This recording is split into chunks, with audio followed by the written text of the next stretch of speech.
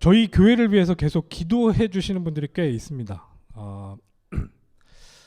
어떤 한 권사님이 계시는데 그 조복희 권사님이라고, 이분은 저희 교회를 위해서 굉장히 기도하고 계세요. 그리고 저희 예배하는 거를 설교를 다 들으시거든요.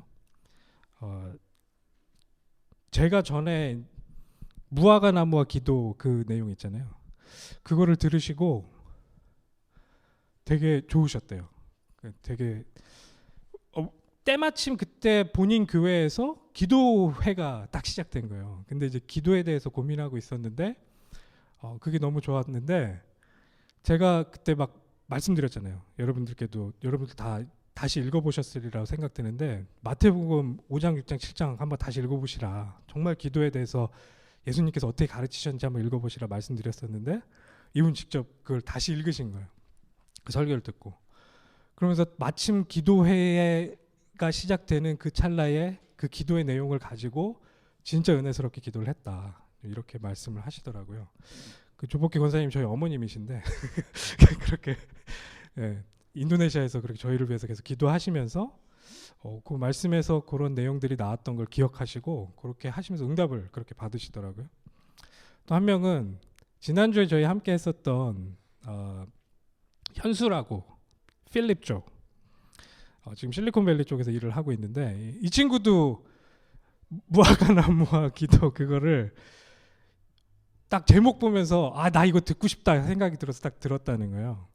왜 듣고 싶었냐 보니까 자기가 평소에 읽을 때 이게 너무 어려운 거예요.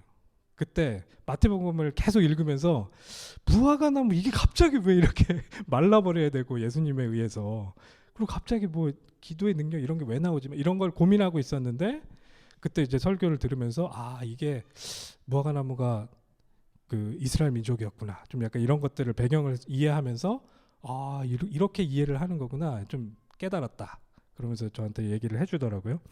거기서 끝나지 않고 이 친구 같은 경우에 다른 이제 성경 구절을 읽을 때도 그런 생각들을 거기 적용해서 이해해 나가면서 그렇게 읽었다라고 이야기를 하더라고요.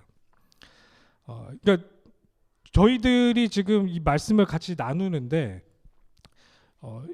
저는 제가 막 뭔가 대단한 것들을 여러분들한테 막 알려드리고 뭐 이런 게 아니거든요. 지금 여러분들을 위해서 계속 지금 말씀을 계속 읽으면서 하나님이 이 말씀 안에서 우리들한테 알리고자 하는 내용들을 계속 준비하고, 여러분들이랑 그것들을 같이 생각을 해보기 위해서 주제를 계속 나누는 거죠.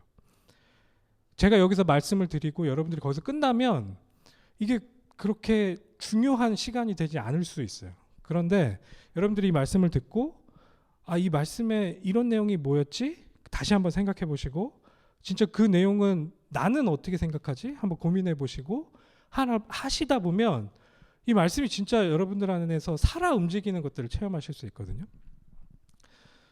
저는 저희 교회의 좀 장점이, 이게 많은 분들이 아니시기 때문에 그런 커뮤니케이션을 하면서 저희들이 말씀 나눌 수 있을 거다라는 생각이 들어요.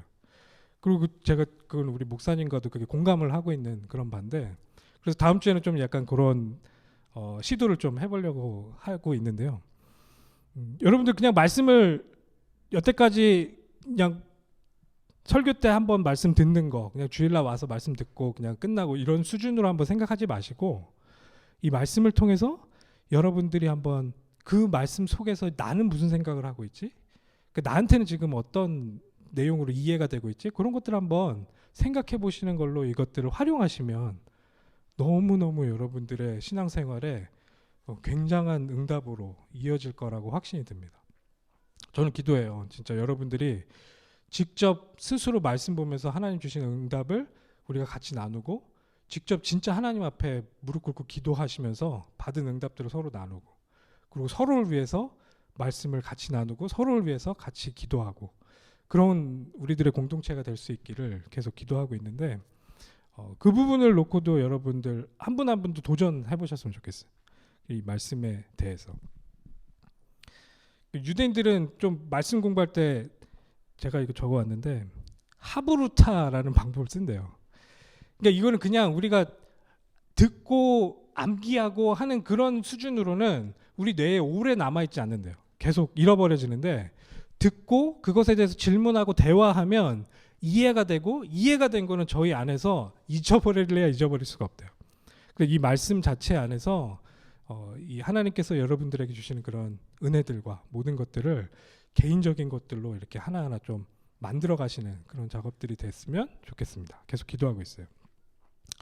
자, 오늘 말씀도 여러분들이 제가 그냥 전달해드리는 그런 내용에서 끝나지 마시고 거기서 한번 시작하셔서 계속 고민해 보셨으면 좋겠어요. 오늘 너무 재밌어요, 이 내용이. 그리고 너무 쉽습니다.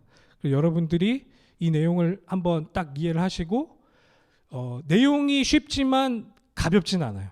굉장히 무겁습니다. 그리고 여러분들의 삶 가운데 어떤 의미로 들어오실지 한번 고민하면서 들어보시면 좋겠는데, 지금 읽어보시니까 좀 내용이, 그림이 그려지시죠? 포도원이 나옵니다. 어떤 주인이 포도원을 하나 만들었어요. 포도원을 만들었는데 포도원을 자기가 해외로 여행을 해야 되기 때문에 농부들에게 맡기는 장면이에요. 농부들한테 맡기고 자기가 여행을 떠납니다. 여행을 떠났다가 이제 포도를 이제 받아와야 되는 그런 시기가 돼서 자기 다른 종들을 보냅니다. 근데 이 농부들이 거기에서 이상한 행동을 하기 시작하는 거예요. 그 온 종들을 때리고 죽이고 돌로 치는 일들이 벌어집니다. 한번 그렇게 했어요. 또 보냅니다. 더 많은 종들을 보냅니다. 근데 그 농부들이 또 한 번 그런 일들을 다시 저지릅니다. 이 주인 같은 경우에는 거기서 그냥 끝나면, 아니면 본인이 직접 가서 그걸 완전히 막 혼내주고 하면 좋을 텐데, 자기의 아들을 보낸다라는 생각을 하고 거기에 자기 아들을 보냅니다. 근데 아니나 다를까, 이 아들은 상속자니 우리가 죽이고 이 모든 것들을 다 우리가 갖자라는 생각으로 그 사람을 죽여버린단 말이죠. 이게 본문의 내용이에요. 이걸 지금 예수님께서 누구를 대상으로 얘기하고 있냐? 지금 종교 지도자들인 대제사장과 바리새인들에게 이야기를 해주고 계시는 거예요. 근데 여러분들 그 내용 자체가 어떤 걸 비유하고 있는지 이해가 되시죠? 지금 이스라엘 민족 가운데 하나님께서 선지자들을 계속 보내는데 그 선지자들을 계속 죽여 나가고, 결국에는 아들이신 예수님을 보냈는데 그분까지도 결국엔 죽인다라는 그런 예언적인 내용이 이 안에 포함되어 있는 거죠. 그 이해가 되잖아요, 저희들 가운데. 구조 안에서 좀 저희들이 등장인물들을 지금 예수님께서 어떤 대상을 가지고 이렇게 이야기를 하셨는지 생각해 볼 수 있잖아요. 포도원 주인은 누구시죠? 하나님. 이 포도밭은 어디냐? 이스라엘 민족이에요. 요거는 제가 다시 한번 또 설명을 드릴게요. 농부들은 누구냐? 이스라엘 종교 지도자들이에요. 그리고 주인의 아들은 누구냐? 예수 그리스도시란 말이죠. 충분하게 이해가 되는 그런 내용이에요. 이걸 조금 더 이해를, 이 배경적인 이해를 하기 위해서는 이사야서 5장의 내용을 조금 참고하면 좀 더 쉽게 이해할 수가 있습니다. 완전히 똑같지는 않지만 예수님께서 이런 배경을 갖고 이것을 지금 플롯을 짜셨구나라는 걸 좀 우리가 이해할 수가 있는데, 제가 이사야서 5장 한번 읽어드릴게요. 나는 내가 사랑하는 자를 위하여 노래하되 내가 사랑하는 자의 포도원을 노래하리라. 내가 사랑하는 자에게 포도원이 있으며 심히 기름진 사내로다. 땅을 파서 돌을 제하고 극상품 포도나무를 심었도다. 그 중에 망대를 세웠고, 우리 여기서 나왔던 이 포도원 주인이 했었던 똑같은 일이죠. 망대를 세우고 그 안에 술틀을 팠도다. 우리 지금 본문에서도 나왔었죠. 그래서 좋은 포도 맺기를 바라더니 들포도가 나온 거예요. 그 안에서. 그 예루살렘 주민과 유다 사람들아 구하노니 이제 나와 내 포도원 사이에서 사리를 판단하라. 내가 내 포도원을 위하여 행한 것 외에 무엇을 더할 것이 있으랴. 내가 좋은 포도 맺기를 기다렸거늘 들포도를 맺음은 어찌미 됨이고, 이제 내가 내 포도원에 어떻게 행할지를 너희에게 이르리라. 내가 그 울타리를 걷어 먹힘을 당하게 하며 그 담을 헐어 짓밟히게 할 것이요, 내가 그것을 황폐하게 하리니 다시는 가지를 자름이나 북을 돋우지 못하며 찔레와 가시가 날 것이며, 내가 또 구름에게 명하여 그 위에 비를 내리지 못하게 하리니, 무릇 만군의 여호와의 포도원은 이스라엘 족속이요. 여기서 설명합니다. 지금 여기서 말하는 이 포도밭은 이스라엘 족속이요 그가 기뻐하는 나무는 유다 사람들이다. 그들에게 하나님께서 정의를 바라셨어요. 저스티스를 바라셨는데 도리어 포악한 것들을 보인 거예요. 하나님께서는 아무도 굶지 않고 한 명 한 명마다 다 땅을 가지고 그 안에 있는 소출들을 먹을 수 있는 아주 중요한 정의를 하나님께서 그 안에서 구현하시려고 했는데 이 사람들이 욕심이 생기기 시작하면서 남의 사람들의 땅들을 자기가 훔치고 그 땅에서 나는 모든 소출들을 자기가 취하는 그런 포악한 일들을 이 하나님 앞에서 벌이기 시작하면서 하나님이 노하시기 시작하는 거예요. 들포도 그러니까 원래 나야 될 극상품의 포도가 나지 않고 그런 하나님이 예상치 않았고 하나님이 원치 않았던 이상한 포도들이 나오는 것들을 지금 하나님께서 설명하고 계시는 거예요. 거기에서 공의를 바라셨는데 하나님께서는 righteousness를 바라셨는데 거기서 뭐가 나오냐? 부르짖음들이 나오는 거예요. 사람들이 거기에서 부르짖고 그 안에서 너무나도 힘들어하는 그런 모습들이 나와지는 거예요. 하나님께서 원하시는 그런 모습들이 거기에 나와지지 않는 것들을 여기서 책망하시면서 어떤 저주를 내리시는지 그게 이사야서에 이제 나와지는 내용인데 이 내용을 통해서 이 지금 배경 자체가 이 포도밭 자체가 이스라엘이라는 것들을 우리가 유추할 수 있고 하나님께서 이 포도밭에서 좋은 열매를 구하고 계시는구나 라는 것들을 우리가 알 수 있어요. 예수님께서 그 내용들을 가지고 배경을 깔고 여기에서 조금 더 예수님 상황에 맞춰서 내용들이 더 첨가가 돼서 지금 우리들에게 설명되어진 거죠. 그 이스라엘 민족들에게 계속 정확한 열매를 맺지 못하는 그 이스라엘 민족들에게 하나님께서는 계속 경고하세요. 누굴 보내서? 선지자들을 계속 보내신단 말이에요. 지금 너희들이 나를 정확하게 이해를 못하고 계속 너희들은 죄를 짓고 있다. 돌아서라. 돌아와서 나한테로 다시 돌아와라. 내가 너희들을 어떤 민족으로 선택했는데 이런 일들을 계속 저지르냐? 선지자들을 계속 보내요. 근데 우리 본문에서 보는 이 농부들은 욕심이 갑자기 들어차기 시작합니다. 욕심이 들어차기 시작하면서 그 보내는 그 하나님의 종들, 이 포도밭 주인의 종들을 계속 죽이기 시작하는 거예요. 왜냐하면 지금 내가 하고 있는 이 그 장사와 내가 지금 추구하고 있는 이 경제 활동을 계속 그게 틀렸다라고 이야기하고 내 밥그릇을 뺏어가려는 그런 다른 세력이 등장을 하니까 여기서 내 욕심이 거기서 나를 지배하기 시작하면서 폭력적으로 완전히 변해서 이 사람들을 죽이기 시작하는 거예요. 완전히 말도 안 되는 행동들을 계속 벌이기 시작하죠. 여기서 끝나지 않아요. 여기서 끝나지 않고 결국에는 그 아들까지 보냈는데 그 포도원 주인은 내 아들을 보내면 그래도 내 정말 이 친족인 이 아들을 보내면 이 사람들이 그 아들은 리스펙트 하겠지. 이 아들을 존경하겠지라고 생각했는데 그 아들까지도 죽여버린단 말이에요. 알아보지 못하고 죽여버린단 말이에요. 지금 여기에서 말하고 있는 이 농부들, 이스라엘 종교 지도자들, 이 사람들에게 예수님께서 직접적으로 이런 비유를 통해서 그 사람들이 하고 있는 그런 선택들, 그 사람들이 하고 있는 그런 행동들에 대해서 들춰내고 계시잖아요. 여기서 하나 조금 더 저희들이 좀 생각해 볼 수 있는 것 중에 너무나도 이런 표현이 맞을지 모르겠지만 바보 같을 정도로 계속 참으시면서 계속 기회를 주시는 이 포도원 주인의 모습을 저는 좀 굉장히 묵상하게 됐어요. 이 내용을 통해서. 여러분들은 어떠신지 모르겠는데 계속 죄를 짓고 있어요. 계속 말도 안 되는 행동들을 계속 하고 있어요. 계속 원치 않는 그런 결과를 만들어내고 있어요. 근데 또 참고 또 보내고 참고 또 보내고 참고 또 보내고 결국에는 자기 아들까지 보내서 이 사람들을 어떻게든 이해시키고 어떻게든 그 상황 가운데서 건져내게 하기 위해서 계속해서 노력하시는 그 하나님의 마음이 지금 이 포도원 주인과 닮아있지 않나 이런 생각을 해보게 되는 거예요. 이 본문을 통해서 조금 더 여러 가지 내용들을 한번 생각해 볼 수가 있는데 아까도 잠깐 말씀드렸지만 이 농부들 같은 경우에 완전히 지금 눈이 돌아갔어요. 이제 자기가 다 이거를 다 취하겠다. 완전히 욕심에 사로잡혔어요. 이 지금 보이는 게 없어요. 살인을 저지를 정도로 이 안에서 완전히 사로잡혀서 내 욕심 때문에 지금 이 주인이 하고 있는 그 행동이 보여지지도 않아요. 이게 어떤 결과가 날지에 대해서도 지금 이 사람들한테 카운트가 없어요. 계속 하고 있어요. 계속 이 행동을 하고 있어요.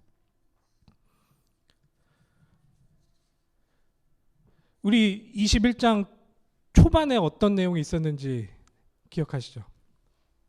예수님께서 예루살렘 성전에 들어가시면서 낙이 타고, 낙이 그 새끼 낙이 타고 이렇게 딱 들어가시고 성전에 가시자마자 어떤 일을 하셨죠? 성전을 다 때려 엎으셨죠. 성전을 다 때려 엎으셨어요. 왜? 그 사람들 거기서 장사하고 있었다고 그랬잖아요. 정신을 못 차리고 있어요. 지금 이 만민이 기도하는 이 집인 이 하나님의 성전에서 이 사람들이 장사를 하고 있어요. 이 사람들이 자기 욕심과 자기 밥그릇을 거기에서 만들어내고 있기 시작하는 거예요. 예수님 너무 화가 나셨어요.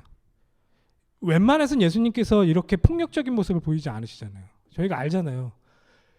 그런 폭력적인 모습을 저지하면 저지하시지 이런 일을 하시지 않으셨단 말이에요. 그런데 여기서는 보이신단 말이에요.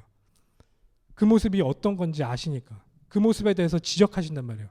지금 이 성전 자체를 어떻게 이 사람들이 이상하게 활용하고 있는지, 이 종교 지도자들이 성전이라는 하나님의 이름을 딱 걸고 그 안에서 장사를 하고 있는 이 말도 안 되는 장면을 지금 목격하시는 거예요.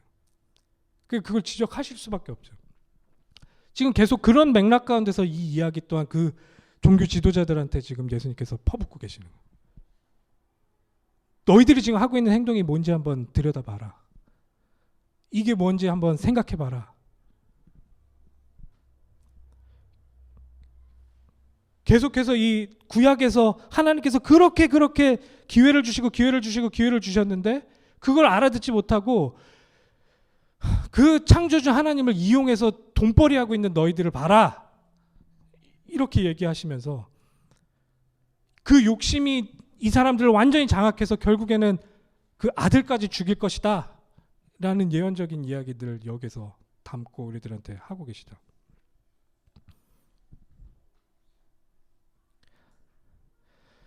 어떻게 보면 예수님께서 오셔서 지금 이 성전이라는 것의 정확한 의미가 뭔지에 대해서 우리들한테 다시 설명하고 계시는 거예요. 결국엔 예수님 뭐라고 설명하시죠? 성전을 헐을 것이다. 그리고 3일 만에 내가 다시 세울 것이다. 그게 예수님 스스로의 몸을 이야기하시잖아요. 예수님 스스로가 그 성전을 대체하신다라는 것을 지금 설명하고 계세요. 왜? 이 성전을 가지고 이 종교 지도자들이 그 앞에 서서 사람들을 완전히 지금 착취하고 있고 이 성전의 의미를 완전히 왜곡시켜서 하나님을 완전히 하나님 얼굴에 지금 어마어마한 일들을 하고 있는 것들을 보시고 지금 하나님께서 원하시는 이 성전을 통해서 하시고자 하는 것들이 무엇인지를 예수님 스스로가 그걸 대체하시면서 우리들한테 보여주시는 거예요. 성전을 통해서 하나님께서 우리와 함께 하신다라는 걸 체험하게 하기 원하셨는데 이 사람들은 그거를 다시 종교라는 틀로 완전히 이상한 형태로 만들어놨고 심지어는 그걸 가지고 하나님을 앞세워서 비즈니스를 하기 시작했어요. 돈벌이를 하기 시작했어요. 만몬을 섬기는 일에 그 하나님의 성전을 이용하기 시작했어요. 예수님께서는 그걸 두고 볼 수가 없어요. 그걸 깨부십니다. 그리고 지금 여기에서는 이 사람들이 그 성전을 이용해서 그 돈벌이를 하고 있는 이 사람들이 결국엔 그 안에 있는 대제사장들과 그런 바리새인들, 그런 종교인들, 어떻게 보면 우리들이 얘기할 수 있는 그런 성직자들, 그런 성직자들이라는 사람들이 그걸 앞장서서 그 일들을 진행하고 있는 것들을 예수님께서 좀 들춰내고 계시는 거예요. 성전 아니야. 그런 성직자들이 하는 그런 행동들 다 틀렸어 지금. 하나님의 진짜 소원이 뭔지, 하나님께서 정말 우리와 함께 하신다라는 게 뭔지 예수님을 통해서만 알 수 있는 거예요. 우리가 지금 그런 모든 모습들을 예수님께서 오셔서 다 뜯어 엎으시는 거예요. 그러면서 진짜 하나님의 뜻을 우리들한테 계속 알게 하신단 말이죠.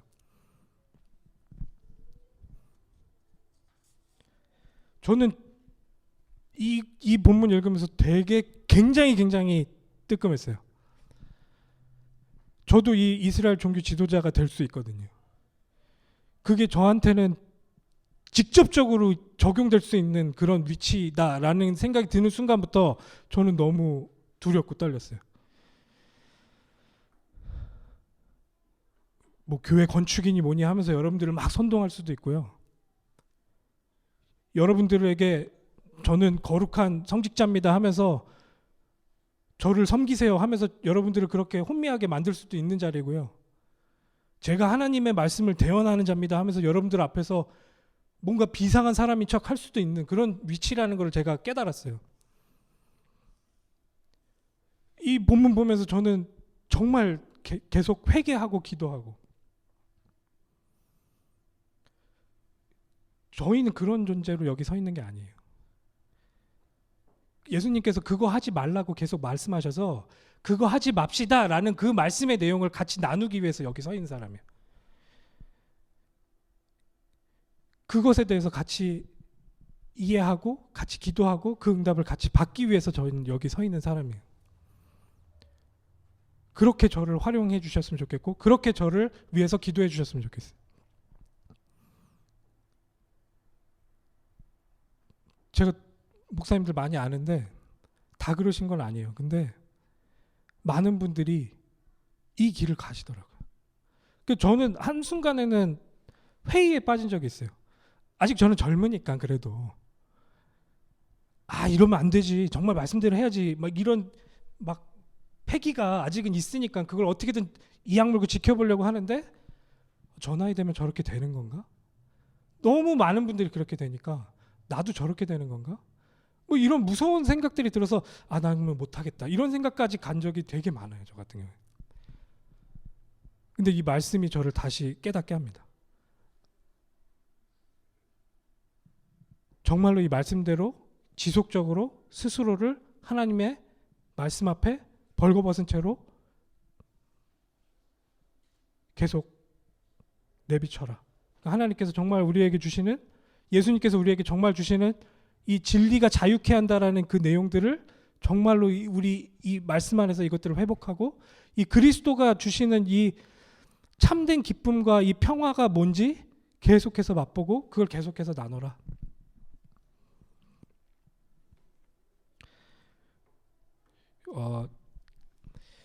제가 인터넷에서 어떤 글을 읽었는데 제목이 그거예요. 목사 개론.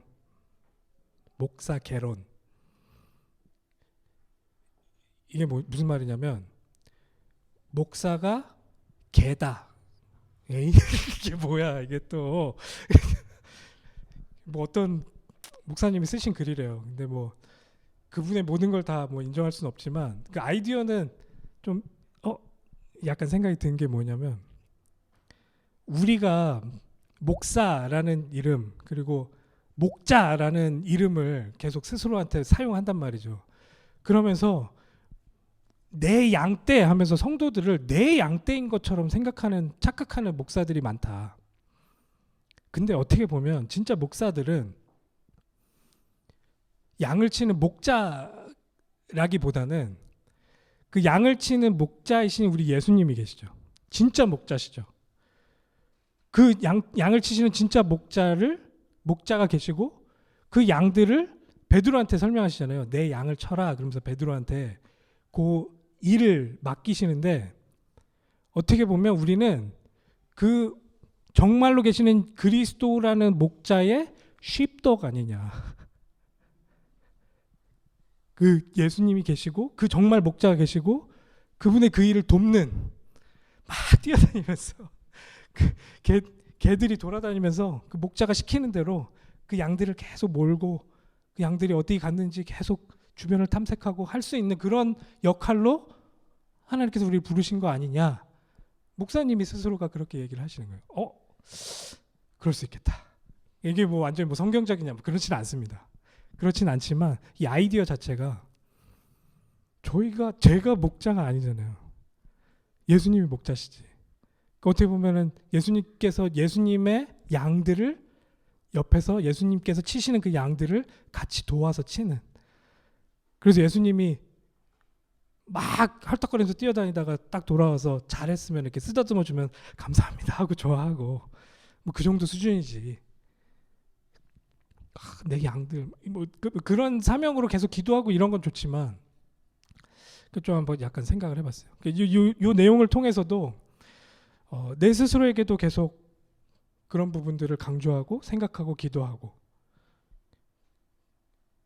우리 이 교회 공동체를 통해서 그런 것들을 어떻게 하면 우리가 서로 맛볼 수 있을까? 어떻게 하면 그런 관계를 우리가 서로 유지해 나갈 수 있을까? 이런 기도들을 계속 하게 된 것이죠. 본문 보면 결국에는 아들을 보내신단 말이죠. 아들을 보냈는데 그 아들을 죽입니다. 아까 이 포도밭이 어디라고 그랬죠? 이스라엘이라고 그랬죠. 이 포도밭에서 쫓아내서 포도밭 바깥에서 죽입니다.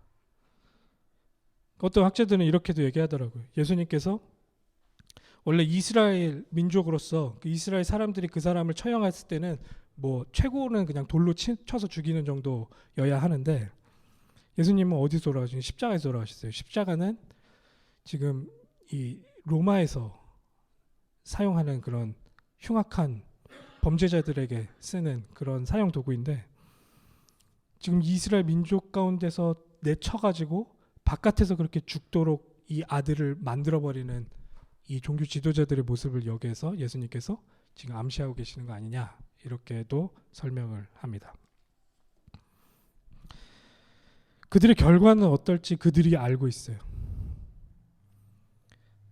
결국에는 이 정확한 열매를 맺을 그런 농부들을 찾아서 그 농부에게 이것을 맡기실 것이다. 지금 이 이스라엘 민족들이 정확한 열매를 맺지 못하니 정확하게 이 열매를 맺을 자들을 찾으셔서 그들에게 이 열매를 맺게 할 것이다. 결국엔 교회, 이 이스라엘 민족과 이방인들이 결합된 정말로 정확한 열매를 맺는 그 공동체에게 이게 넘어가게 되는 거죠. 예수님께서는 그것을 하나님 나라로 비유하시면서 그 하나님 나라를 그 사람들이 그 열매를 정확하게 맺는 그 사람들이 받게 될 거다. 그렇게 설명을 합니다. 그러면서 이 이야기가 예수님께서 구약의 한 부분을 또 인용하시면서 설명을 이어나가시는데요. 지금 son에 대한 이야기를 하고 있잖아요. 아들에 대한 이야기를 하고 있습니다. 그 히브리어로는 ben이라는 단어로 ben 그리고 son. 근데 갑자기 son이 스톤이 됩니다. 돌에 대한 이야기로 넘어가요. 그리고 히브리어로는 스톤은 에벤. 그러니까 벤에다가 이 앞에 하나 붙인 거예요. 에벤. 우리 많이 알고 있는 에벤에셀. 그러면 돕는 돌 뭐 이런 뜻인데 그 돌이라는 뜻이 그렇게 넘어갑니다.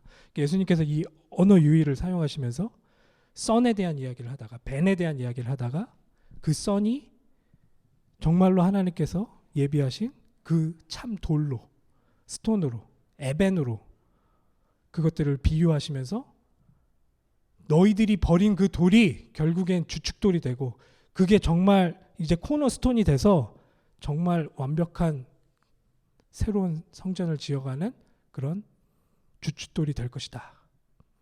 그리고 또 그 돌로 인해서 심판받을 것이다 라는 것들을 여기서 이어서 설명을 하시는 거죠. 뭐 이해가 쉬우시잖아요. 이 안에서 여러분들이 이해하실 것들이 그렇게 많지는 않습니다. 그냥 본문 그대로 여러분들이 생각하셔서 받아들이시면 돼요. 근데 저는 지금 본문을 그렇게 이해를 했는데 두 번째로 저 같은 경우엔 이게 우리들에게 지금 예수님께서 보여주시는 그런 죄의 모습을 담고 있다라는 생각이 계속 들었어요. 우리들의 모습들 가운데 제가 이 본문을 자세히 설명하면서 이 목회자들이 가질 수 있는 그런 죄의 범주에 대해서 말씀을 드렸지만 그걸 조금 더 확대하면 우리들 스스로가 지금 하나님 대신에 다른 것들을 숭배하면서 그 욕심에 가득 차서 하나님을 이용하고 있는 우리들의 모습도 이 안에서 발견돼요. 결국에는 그 선지자들의 그런 말들이 내 귀를 따갑게 하고 나를 힘들게 하니 그 선지자들의 말들을 죽이고 그 예수 그리스도가 우리에게 주시는 그 엄청나고도 묵직한 그런 메시지들을 대면하지 못하고 그것들을 계속 애써 외면하면서 실제적으로 그 예수님을 죽여나가는 우리들의 삶의 모습들, 삶의 정황들이 이 안에서도 나타난다라는 게 제 두 번째 생각이에요. 아까 우리 아이들에게 설명을 했는데 죄가 뭐냐? 사람을 죽이고 돈을 뺏고 하는 게 죄다. 도덕적인 죄다. 그런 것들 모든 것이 죄다. 맞습니다. 죄 맞습니다. 하지만 성경에서 밝히고 있는 인간의 죄는 뭐냐? 하나님 대신에 내가 하나님이 되려는 그 마음이에요. 하나님께서 선악을 판단하실 수 있는 그런 분이세요. 그분만이 완벽하게 선악을 판단할 수 있어요. 그분만이 완벽한 선이시기 때문에 선의 기준을 우리들한테 제시할 수 있는 분이에요. 근데 내가 그 선악을 판단하고 싶은 거예요. 내가 그 선악의 기준이 되고 싶어 하는 그 마음이 하나님 앞에선 죄라는 거예요. 그 하나님을 인정하지 못하고 이제 더 이상은 하나님을 하나님이라고 말하지 않고 내가 하나님 되겠다. 나를 이제 더 이상 하나님의 범주 안에 가둬놓지 않겠다. 나를 거기서 해방시키겠다라고 생각하는 게 성경은 죄라고 얘기합니다. 인간은 그래서 하나님 대신에 다른 것들을 계속 찾아서 그걸 채워 넣으려고 노력하면서 살아가고 있어요. 그게 자녀가 될 수도 있고 그게 돈이 될 수도 있고 그게 어떤 명예가 될 수도 있고 그게 어떤 사회 정의가 될 수도 있고 여러 가지 하나님 외에 결국에는 썩어서 없어질 그런 육신적인 모든 것들에 나의 모든 생과 나의 모든 생각과 나의 모든 행동들을 거기에 걸기 시작하는 게 죄라는 거예요. 근데 하나님은 왜 그 죄를 죽음으로써 금하시고 그걸 왜 그렇게 우리들한테 경고하시냐? 우리는 그걸로 절대로 행복해질 수 없는 존재로 하나님 우리를 만드셨기 때문에 그래요. 우리는 그 죄를 계속 따라갔을 때 우리가 얼마나 절망적으로 망가질 수 있는지를 누가 제일 잘 아시냐? 하나님께서 아세요. 하나님께서는 계속 그래서 우리들한테 경고하시는 거예요. 그거 아니다. 그거 따라가고 그거를 너희들의 하나님으로 생각하고 너를 계속 숭배할 때 네가 얼마나 망가질 수 있는지 계속 경고하시는 거예요. 그래서 거기서 우리를 건져내시기 위해서 계속 오래 참으시면서 계속 우리들에게 여러 가지 방법으로 계속 사인을 주시는 거예요. 거기서 빠져나와라. 그거 아니다. 결국엔 정말 영원하고 완전한 하나님만이 너의 정말 하나님이 될 수 있는 것이다. 라는 것을 성경을 통해서 여러 선지자들을 통해서 우리들에게 계속 설명하고 계세요. 이 본문을 통해서 우리가 보게 됩니다. 이 포도원 주인이 계속해서 사람을 보내요. 계속해서 경고를 해요. 계속해서 이 사람들을 돌이키기를 바라세요. 끝에는 결국에는 자기 아들을 보내면서까지 그 일을 서슴지 않고 해나가십니다. 왜냐하면 그렇게 가면 죽으니까. 안 되는 거 아시니까.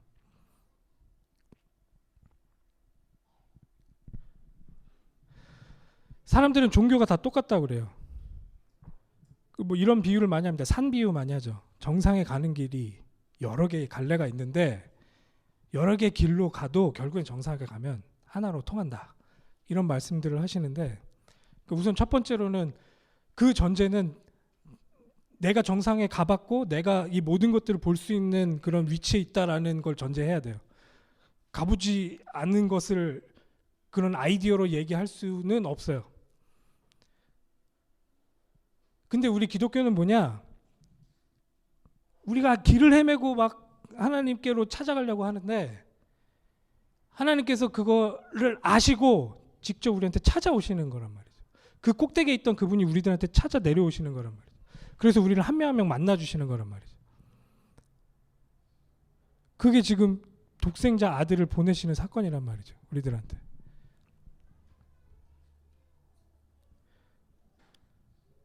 우리가 지금 너무 고통당하고 있는 이유는 뭐냐? 우리들의 삶 가운데서 하나님 외에 딴 거를 계속 하나님처럼 생각하면서 그걸 숭배하고 있는 죄를 계속 짓고 있거든요. 그걸 우상 숭배라 하는데 그것 때문에 계속 괴로워요. 그것 때문에 계속 비교해요. 근데 하나님께서 계속 직접 찾아오셔서 그거 아니다. 너희들은 나로 채워져야 완벽해진다라고 우리들한테 계속 말씀하시는 거예요. 그 그리스도만이 우리들한테 참 평안과 참 행복을 주실 수 있는 유일하신 분이에요. 왜냐? 그분이 하나님이시니까.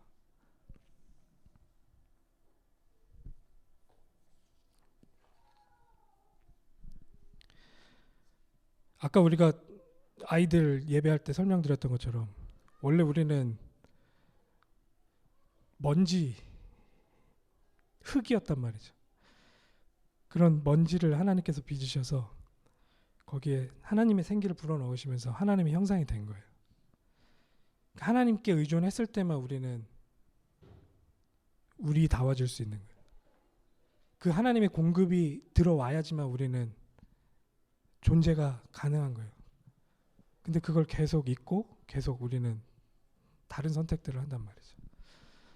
이렇게도 설명할 수 있습니다. 지옥이 뭐냐? 계속해서 그 하나님을 부정하고 하나님을 멀리하고 하나님 외에 딴 것을 선택하는 사람을 하나님이 어떻게 할 수가 없는 거예요.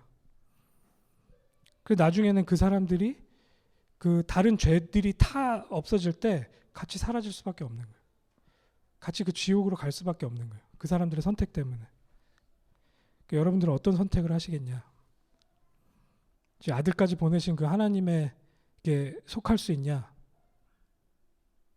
내가 지금 그걸 선택해서 그 하나님 속으로 선택하겠냐? 그 안으로 들어가겠냐? 아멘 하시면 되는 거란 말이죠. 결론입니다. 계속 우리가 열매 그 얘기를 하고 있는데 그 열매가 도대체 뭐냐라는 부분에 대해서 마지막으로 정리하고 오늘 마무리해보죠. 그 정확하게 열매를 맺는 게 뭐냐라는 것은 지금 이 예수님을 어떻게 받아들이냐라는 것으로 설명할 수 있습니다. 예수님께서 어떤 분이신지를 아는 것이 이 열매를 정확하게 맺는 것이다.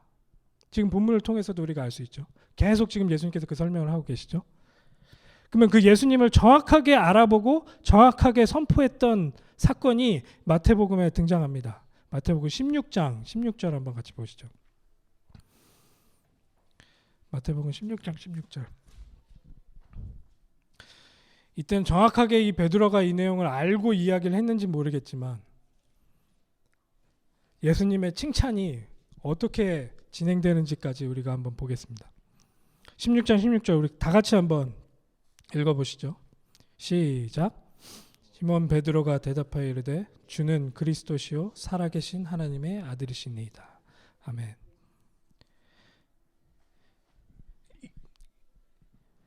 뭐 신학적으로 거창한 그런 것들이 아니에요. 예수님께서 노골적으로 물어보시는 장면이거든요. 사람들이 날 누구라 하느냐? 사람들이 나를 어떻게 평가하느냐? 이렇게 물어보실 때 사람들은 이렇게 설명을 합니다. 세례 요한 같다 하기도 하고 뭐 선지자 중에 하나 같다고 하기도 하고 이렇게 설명을 합니다. 그러면 너희는 나를 누구냐 하느냐 했을 때 시몬 베드로가 이렇게 대답합니다. 주는 그리스도시요 살아계신 하나님의 아들이십니다. 바요나 시몬아 네가 복이 있다. 이를 내게 알게 한 이는 혈육이 아니다. 하늘에 계신 내 아버지시다. 또 내가 내게 이르노니 너는 베드로라. 내가 이 반석 위에 내 교회를 세우리니 뭘 세워요? 교회를 세우리니 음부의 권세가 이기지 못하리라. 내가 천국 열쇠를 내게 주리니 네가 땅에서 무엇이든지 매면 하늘에서도 매일 것이요 내가 땅에서 무엇이든지 풀면 하늘에서 풀리리라 하시고 예수님을 누구로 인정하느냐? 주는 그리스도시요 살아계신 하나님의 아들이십니다. 지금 내 상태, 지금 말해서 나의 죄악된 내 상태를 직시하고 그걸 해결하러 오신 그 메시아, 그 그리스도, 그리고 그걸 해결하러 오신 그 하나님의 아들, 그분 예수 그리스도, 이분을 바르게 알고 인정하고 고백하는 것, 그게 올바른 열매를 맺는 것이다. 그렇게 결론을 내리고 싶습니다. 여러분들의 삶 가운데 하나님께서 원하시는 그런 열매들이 풍성하기를 진심으로 기도합니다. 제가 기도하겠습니다.